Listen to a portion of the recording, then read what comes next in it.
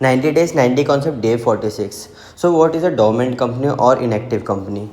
So एक company can apply for the status of a dormant company if it is formed and registered under the Companies Act for any future project or to hold an asset or intellectual property and has no significant accounting transaction.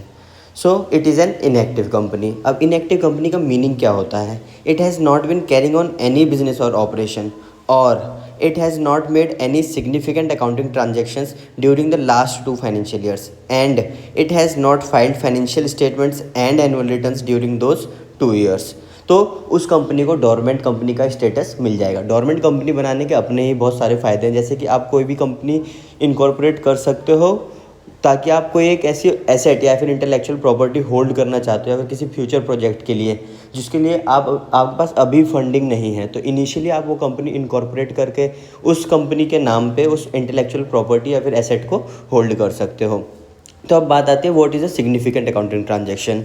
A significant accounting transaction does not include, मतलब इन नीचे दी गई हुई transactions को छोड़ के सभी चीज़ें significant transactions मानी जाएंगी. कौन कौन से चीज़ों को एक्सक्लूड करना है? Payment of fees by the company to the registrar, payment made to fulfil the requirement of the companies act और any other law, allotment of shares to fulfil the requirements of the act, and payments for maintenance of its office and records. So a company paying ROC filing fees और small statutory charges can still be considered dormant. Thank you so much.